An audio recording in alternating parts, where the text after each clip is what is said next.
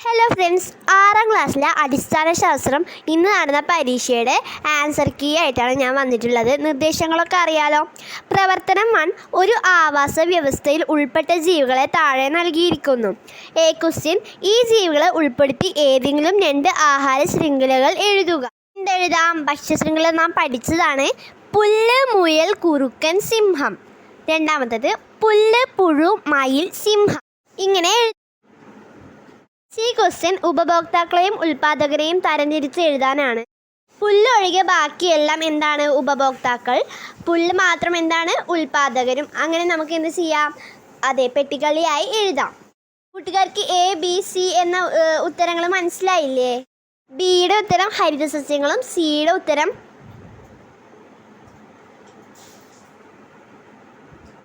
പുല്ലൊഴികെ ബാക്കിയെല്ലാം ഉപഭോക്താക്കളും പുല്ല് ഉൽപ്പാദകരുമായിട്ട് എന്ത് ചെയ്യാം? നമുക്ക് എഴുതാം. ഇതോടെ പ്രവർത്തനം 1 പൂർത്തിയായി. പ്രവർത്തനം 2 നോക്കുക. കുറച്ച് പൽചക്രങ്ങളുടെ ചിത്രം നമുക്ക് അവിടെ കാണാൻ സാധിക്കുന്നുണ്ട്. എ ക്വസ്റ്റ്യനിൽ ഒന്നാമത്തെ ക്വസ്റ്റ്യൻ നോക്കുക. വേഗത ഏറ്റവും കുറച്ച് പ്രവർത്തിക്കേണ്ട ഉപകരണ ഭാഗവുമായി മുകളിലുള്ള ഏതു പൽചക്രമാണ് ബന്ധിപ്പിക്കേണ്ടത്? ഏതാണ്? അതെ, 4ാമത്തെ പൽചക്രം. അതിൽ രണ്ടാമത്തെ ക്വസ്റ്റ്യൻ നോക്കുക. വളരെ വേഗത്തിൽ പ്രവർത്തിക്കേണ്ട ഉപകരണ ഭാഗം ഏത് പൽചക്രവുമായാണ് ബന്ധിപ്പിക്കേണ്ടത്? അതെ, 3ാമത്തെ ഭാഗവുമായിട്ടാണ് നമ്മൾ എന്ത് ചെയ്യേണ്ടത്? ബന്ധിപ്പിക്കേണ്ടത്. അതിൽ തന്നെ ബി ക്വസ്റ്റ്യൻ, ഒരേ ദിശയിൽ ചലിക്കുന്ന പൽചക്രങ്ങൾ ഏതൊക്കെയാണെന്ന് കണ്ടെത്തുക. ഏതാണ്? 1ഉം 3ഉം അതുപോലെ തന്നെ 2ഉം 4ഉം പൽചക്രങ്ങളാണ് ഒരേ ദിശയിൽ പ്രവർത്തിക്കുന്നത്. സി ക്വസ്റ്റ്യൻ നോക്കുക. പൽചക്രങ്ങളുടെ ഏതെങ്കിലും 2 ഉപയോഗം എന്തൊക്കെയാണ്? വേഗത കൂട്ടാനും അതുപോലെ തന്നെ വേഗത കുറയ്ക്കാനും നമ്മൾ എന്ത് ചെയ്യുന്നു? പൽചക്രങ്ങളെ ഉപയോഗിക്കുന്നു. ഇതെന്ത് ചെയ്യാം? നമുക്ക് 2 ഉപകരണങ്ങളായിട്ട് എന്ത് ചെയ്യാം? പൽചക്രങ്ങളിൽ എഴുതാം. അപ്പോൾ ഇതോടെ നമ്മൾ ഈ പ്രവർത്തനം കംപ്ലീറ്റ് ആയി. 1ാമത്തെ പ്രവർത്തനം, ഒരു പ്രദേശത്തെ ആവാസ വ്യവസ്ഥകൾക്ക് 50 വർഷം കൊണ്ട് സംഭവിച്ച മാറ്റങ്ങൾ പട്ടികയിൽ നമുക്ക് കാണാം. എ ക്വസ്റ്റ്യൻ, പട്ടികയിൽ നൽകിയ ആവാസ വ്യവസ്ഥകളിൽ ജീവിക്കാനിടയുള്ള ഏതെങ്കിലും 4 ജീവികൾക്ക് ഉദാഹരണം എഴുതാം. എന്തൊക്കെ എഴുതാം? മീന്, തവള, പാമ്പ്, ഞണ്ട്. ഇത് 4 നിങ്ങൾ എഴുതാം. ഇനി എന്തെങ്കിലും ഉൾപ്പെടുത്താം. ഇനി ബി ക്വസ്റ്റ്യൻ, നൽകിയിട്ടുള്ള ഏതെങ്കിലും ആവാസ വ്യവസ്ഥകൾക്കുണ്ടായ മാറ്റം ആ പ്രദേശത്തെ ജീവികളെ എങ്ങനെ ബാധിച്ചിട്ടുണ്ടാവുമെന്ന് 1ഓ 2ഓ ഉദാഹരണങ്ങളുടെ സഹായത്തോടെ വ്യക്തമാക്കാം. എന്താണ്? ആവാസ വ്യവസ്ഥയ്ക്ക് മാറ്റം വന്നാൽ അവിടെ ജീവിക്കുന്ന ജീവികൾക്കും എന്താണ്? അത് ഉപദ്രവം. അങ്ങനെയൊക്കെ പറഞ്ഞ് നിങ്ങൾ എന്ത് ചെയ്യുക? ഉദാഹരണങ്ങളും ഉൾപ്പെടുത്തിയിട്ട് ഒരു വ്യക്തമായ ഒരു കുറിപ്പ് എഴുതുക. സി, ഈ പ്രദേശത്ത് ഏറ്റെടുക്കാൻ കഴിയുന്ന ഒരു പരിസ്ഥിതി സംരക്ഷണ പ്രവർത്തനം വിശദീകരിക്കുക. എന്താണ്? കുളം, തോട്, കാവ്, വയൽ എന്നീ ഭാഗത്തൊന്നും എന്ത് ചെയ്യാൻ പാടില്ല? മാലിന്യങ്ങൾ നിക്ഷേപിക്കരുത് എന്നൊക്കെ പറഞ്ഞ് നമുക്ക് എന്ത് ചെയ്യാം? എഴുതാം. നിങ്ങൾ കുറച്ചും കൂടെ കൂടുതൽ കാര്യം ഉൾപ്പെടുത്തിയിട്ടുണ്ടാവും എന്നറിയാം.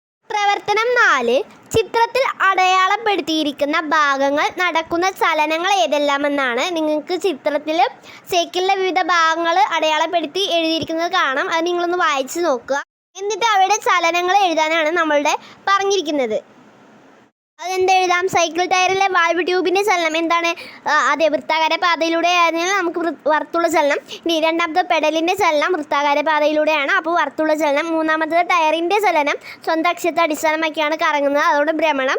4ാമത്തെ സൈക്കിൾ ബെല്ലിൻ്റെ ശബ്ദത്തിന് ആധാരമായ ചലനം എന്താണ്? അതെ, പെട്ടെന്നുള്ള ദോലനങ്ങളെ കമ്പനം എന്ന് പറയുന്നു. അപ്പോൾ അതെന്താണ്? കമ്പനമാണ്.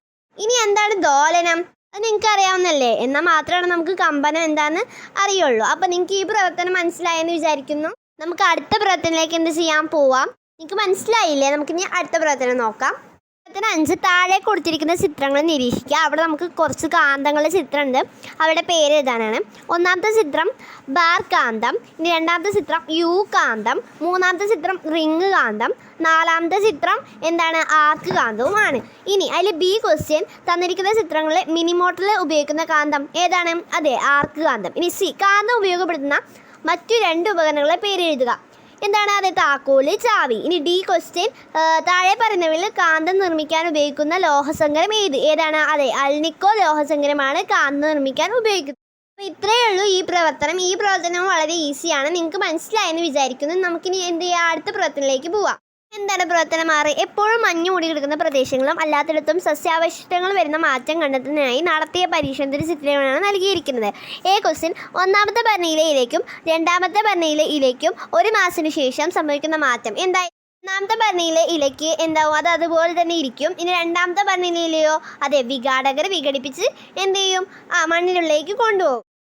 ബി, അത് നിങ്ങളൊന്ന് ന്യായീകരിക്കാനാണ്. ഈ സെയിം സംഭവം നിങ്ങൾ എന്ത് ചെയ്യുക, ഒന്ന് ന്യായീകരിച്ച് എഴുതിയാൽ മതി. ഇനി സി ക്വസ്റ്റ്യൻ, ബാക്ടീരിയ, ഫംഗസ് തുടങ്ങിയ സൂക്ഷ്മജീവികൾ ആവാസ വ്യവസ്ഥയിൽ വഹിക്കുന്ന പങ്ക് വിശദീകരിക്കുക. അപ്പോൾ എന്താ, നമ്മൾ വിഘാടകരെ എഴുതി വെച്ചാൽ മതി. എന്താണ്, ജൈവാവശിഷ്ടങ്ങളെ വിഘടിപ്പിച്ച് മണ്ണോട് ചേർക്കുന്നു, അവരാണ് എന്ത്, വിഘാടകർ. അപ്പോൾ അവർക്ക് എന്തുണ്ട്, ഇതിൽ പങ്കുണ്ട്. ഇത്രയേ ഉള്ളൂ സി ക്വസ്റ്റ്യൻ. അപ്പോൾ ഈ ഒരു പ്രവർത്തനം, ഈ ഒരു 3 ക്വസ്റ്റ്യൻസ് എഴുതിയാൽ നമുക്ക് എന്ത് ചെയ്യാം, മാർക്ക് സ്കോർ ചെയ്യാം. ഇനി അടുത്ത പ്രവർത്തനത്തിലേക്ക് നമുക്ക് പോവാം. കൊഴുപ്പ് നമ്മുടെ ശരീരത്തിൽ ഏറ്റവും കുറഞ്ഞ അളവിൽ എന്തുണ്ട്, ആവശ്യമുണ്ട്, അത് കൂടുതലാവാനും പാടില്ല. ഇനി ബി ക്വസ്റ്റ്യൻ, കൊഴുപ്പടങ്ങിയ ഭക്ഷണം കൂടുതൽ കഴിക്കുന്നത് ഗുണകരമല്ല എന്ന് പറയുന്നത് എന്തുകൊണ്ടാണ്? അതെ, കൊഴുപ്പടങ്ങിയ ഭക്ഷണം നമ്മൾ കൂടുതൽ കഴിച്ചാൽ നമുക്ക് ഹൃദ്രോഗം വരാൻ വരെ എന്തുണ്ട്, സാധ്യത കൂടുതലാണ്. അപ്പോൾ കൊഴുപ്പടങ്ങിയ ഭക്ഷണം കൂടുതൽ കഴിക്കുന്നത് എന്തല്ല, ഗുണകരമല്ല. ഈ സി ക്വസ്റ്റ്യൻ, താഴെ തന്നിരിക്കുന്നതിൽ അയഡിൻ ചേർക്കുമ്പോൾ കടുനീല നിറം ഉണ്ടാകുന്നവ ഏതാണ്? അതെ, മരച്ചീനി, കഞ്ഞിവെള്ളം എന്നിവയാണ്. ഇതാണ് അയഡിൻ ചേർക്കുമ്പോൾ കടുനീല നിറം ഉണ്ടാകുന്നത്. എട്ടാമത്തെ പ്രവർത്തനം നോക്കുക. താഴെ കൊടുത്തിരിക്കുന്ന ചിത്രങ്ങൾ നിങ്ങളൊന്ന് നിരീക്ഷിക്കുക. എ ക്വസ്റ്റ്യൻ, നൽകിയിരിക്കുന്നവയിൽ സ്വപരാഗനം നടക്കാൻ സാധ്യതയില്ലാത്ത സസ്യങ്ങൾ ഏതെല്ലാമെന്നാണ്? ഏതൊക്കെയാണ്? അതെ, കുടംപുളിയും ജാതിമരവും. ഇനി ബി ക്വസ്റ്റ്യൻ, നിങ്ങളുടെ കണ്ടെത്തൽ ന്യായീകരിക്കുക. നമ്മളിപ്പോൾ കുടംപുളി, ജാതിമരം പറഞ്ഞല്ലോ, അവിടെ പ്രത്യേകങ്ങളൊക്കെ കൂട്ടിച്ചേർത്ത് നിങ്ങൾ എന്ത് ചെയ്യുക, ന്യായീകരിച്ച് എഴുതുക. കൂട്ടുകാരങ്ങനെ തന്നെയല്ലേ എഴുതിയിരുന്നത്. ഇനി സി ക്വസ്റ്റ്യൻ, സ്വപരാഗണം 2 രീതിയിൽ നടക്കാറുണ്ട്, അവ ഏതെല്ലാമാണെന്ന് വിശദീകരിക്കുക. നമ്മൾ ടെക്സ്റ്റ് ബുക്കിൽ പഠിച്ചിട്ടുള്ളതാണ്. സ്വപരാഗണം 2 രീതിയിലുണ്ട്. അവ ഒരു ചെടിയിലുള്ള പൂവ് ആ ചെടിയിൽ തന്നെ ഉള്ള മറ്റൊരു പൂവിലേക്ക് പൂമ്പൊടി വിതറുന്നു, അതൊരു സ്വപരാഗണം. ഇനി മറ്റൊരു സ്വപരാഗണം ഉണ്ട്, അത് നിങ്ങൾക്ക് അറിയില്ലേ, നിങ്ങൾ എഴുതിയിട്ടില്ലേ? അറിയുന്നവരെന്ത് ചെയ്യുക, കമൻറ്റ് ചെയ്യാൻ മറക്കരുത് കേട്ടോ. കൂട്ടുകാരെ, ഇതിൽ 8 പ്രവർത്തനമുണ്ട്. ഇതിലേതെങ്കിലും നിങ്ങൾക്ക് അറിയാവുന്ന പ്രവർത്തനങ്ങൾ മാത്രം ചെയ്താൽ മതി. 2 പ്രവർത്തനങ്ങൾ നിങ്ങൾക്ക് എന്ത് ചെയ്യാം, വിട്ടേക്കാം. എന്നാലും എന്ത് ചെയ്യുക, 8 പ്രവർത്തനങ്ങൾ എഴുതി വയ്ക്കുക.